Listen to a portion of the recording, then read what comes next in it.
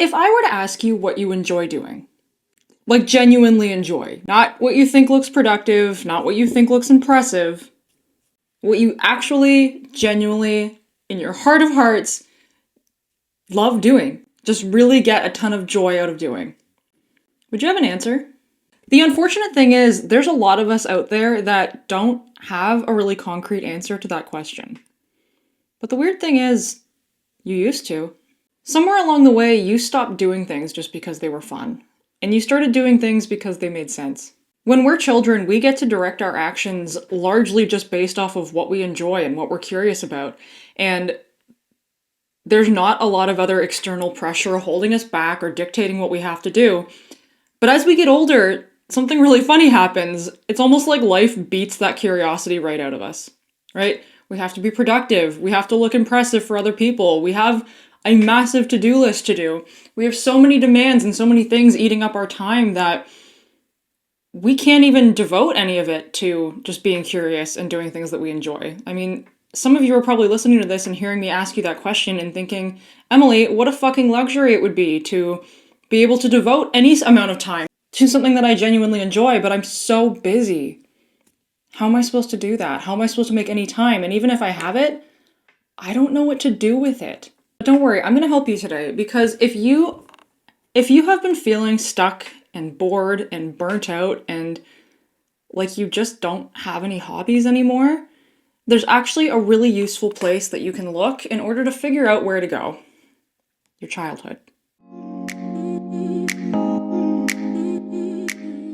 I'm going to give you a personal example to help paint this picture.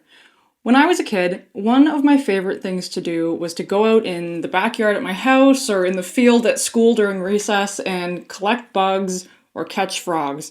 Now, mind you, it didn't get me a whole lot of friends back then, but it brought me a lot of joy, right? I was really curious. I remember I had so many books talking about all the different species of bugs. I would take my little bug catcher contraption. It had a little container with like netting around it so you could see inside and see the bugs, and I would catch dragonflies and grasshoppers, and I would stick them all in this cage, and I would look at them, and I would research them, and I'd take pictures of them.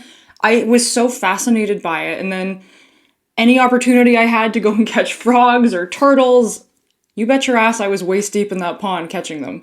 It brought me so much joy. And so it has been one of those things that I've been able to hold on to as an adult. Despite the fact that, as an adult, me going waist deep into a pond and catching frogs serves no real purpose productivity-wise, right? No real purpose in terms of impressing other people. It doesn't serve me any sort of social benefit to go and do those things. But what it does do is it brings me a massive amount of genuine joy. And I'm lucky that it's been something that I have just held on to without even really thinking too much as I've gotten older. It's kind of been one of these things that every year when the weather gets warm, it's frog catching season. It's what it is. I'm still gonna do it. And there's a lot of benefit to doing it that I don't think I've really given a lot of thought to.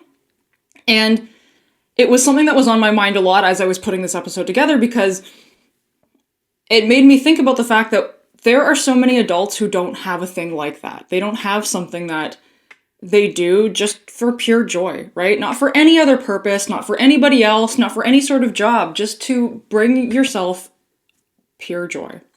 Another example I have of this is when I was younger, I really wanted to be a famous singer, okay? That was my career pipe dream, if you will. Even though I am scared to shit of singing in front of other people, and unless I'm, many drinks deep, you will not catch me doing it. But I loved to do it as a kid, and I had aspirations of being famous and singing on stages and stuff eventually. And I don't do that as an adult, but something that I have held on to from that is when I'm driving around for work, just because of the nature of my job, I'm in my car a lot, is belting my heart out to songs on the radio has actually become one of my favorite stress relievers. I have a playlist specifically for it, and it's just become a really fun way to tap into something that I really loved as a kid and to blow off some steam in the process. So these are a couple examples, and the reason I'm giving you these is because I think it helps create some imagery and give you a little bit of direction. Because what I want you to do today is figure out what your frog catching car singing version of you is. What is the thing that you did as a kid that genuinely just brought you so much joy? That even if you can't put the words to it, you just know that it just lit a fire inside you like nothing else. Kids are really good at choosing hobbies, and they're really good at leaning into what truly sparks that fire for them, because they're not optimizing for anything. They're not thinking about whether or not this particular hobby is going to make them money. They're not thinking about whether or not it's going to make them friends. They're not even thinking about whether or not they're good at it. They're just thinking about whether or not they want to do it and they enjoy it and they find it fun. They're simply just following their own curiosity. And so leaning into what you love to do back then gives you a window into what you love to do when all the external pressures of the world are not telling you what you should love to do. Because as we age, we start to filter all of our actions through usefulness, right? What is the most productive? What is going to make me the most money? What is going to look the best in front of other people? And things like curiosity and fun and enjoyment just kind of fall by the wayside because we don't treat them like a priority. And this is how you end up in this situation where years and years have gone by and suddenly you don't have any hobbies at all, and you don't even know what they would be if you had the time to pursue them. So when you do have free time, you find yourself just aimlessly scrolling on social media because you don't have a clear outlet to direct that curious, creative, fun energy. You have nowhere to put it. You don't know what your interests are. It's not that you don't have any interests, it's just that over the years, you've lost your ability to listen to them. So what can we do? Let me break down the steps to help you figure out what exactly your interests are, because I promise you they're in there. Deep down inside you, there is something that will absolutely light a fire in your soul. It's just waiting to be found. So let's do a little bit of digging and figure out what it is. The first thing I want you to do is I want you to look back at your childhood. I want you to think about, what did you do for fun when no one told you to? When no one was giving you any external input on what you should be doing, what was it that you turned to for fun? And then ask yourself, what was it that you could get lost doing for hours without realizing it, right? We talk about that. I think you've probably heard that phrase about being in like a flow state where you lose all sense of time and your surroundings and because you're so engrossed in the thing that you're doing. What was that thing for you as a kid? What was the thing that you would wake up in the morning excited to do, and you would get into it and the entire afternoon would fly by in the blink of an eye because you were just so invested in the thing that you were doing. You were so engrossed in it. What was that? It's the thing that you would lie in bed feeling jittery about, not being able to fall asleep because you just wanted to get up the next morning and do more of it. What was that thing for you? Okay? Write it down. And maybe there's multiple, right? Maybe you had a couple different things that brought you this level of joy and excitement as a kid. Write them all down. There's no wrong answers here.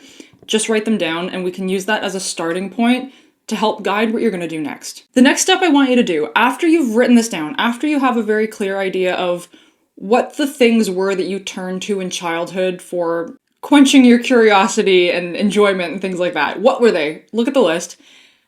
And then what I want you to do is I want you to try and figure out what was the feeling that you were getting from doing this thing, because this is not necessarily an exercise of you figuring out what it was that you loved to do in childhood and doing exactly that as an adult, right? Not all of these hobbies are going to translate perfectly well over the decades.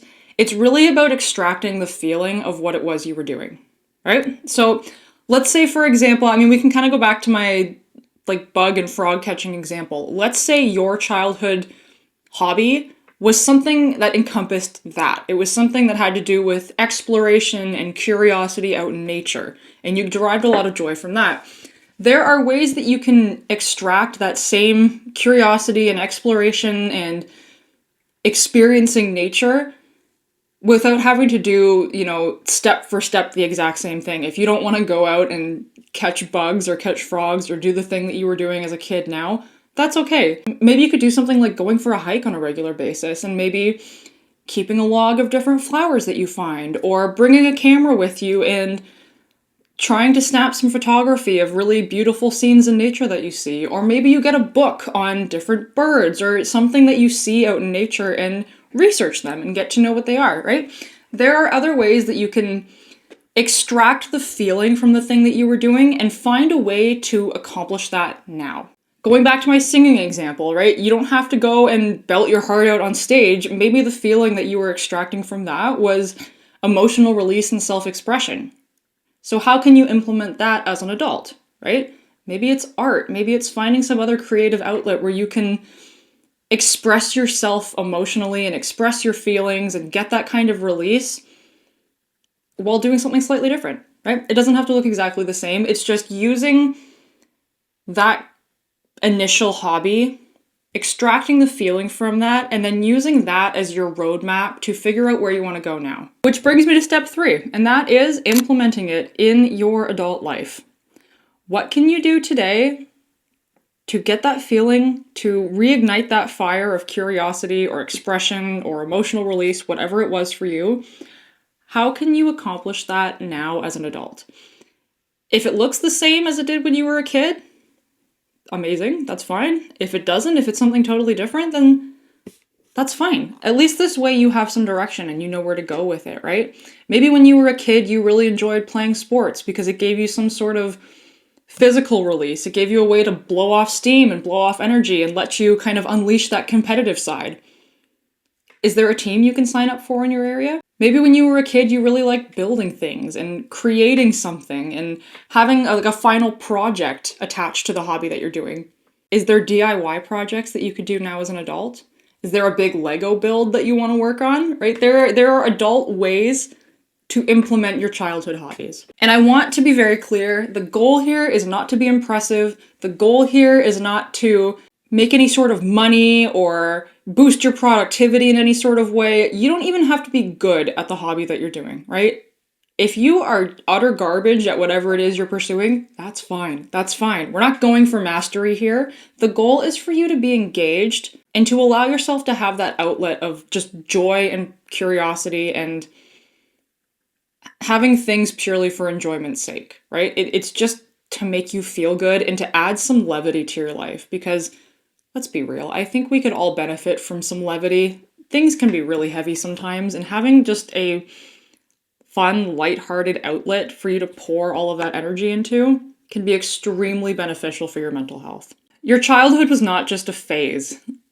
It was a clue into what you genuinely love to do. And just because we're adults now with adult responsibilities and adult obligations does not mean that all of those childhood sources of enjoyment have to die off. They can and they should still be a part of your adult life. The only thing now is that it takes a little bit more intentional effort to figure out what they are and make time for them. So if you are someone who's been feeling really stuck or bored or disconnected or confused about what it is that you actually like to do, maybe the move is not adopting a new hobby. Maybe it's just reminding yourself of what it was you already loved before the world taught you that you needed to ignore it. So my prompt for you, if something from your childhood that you really loved popped up in your head while you were listening to this episode, I want you to find a way to try it this week. Find some sort of way to implement it into your routine. And let me know in the comments, and maybe this can be the first step to you implementing it into your train of thought in some sort of way. Let me know in the comments what that childhood love was for you. What was that hobby that lit a fire inside you that you would like to make more of an effort to implement into your life now? All right. Thank you so much for tuning in, and I'll catch you next time.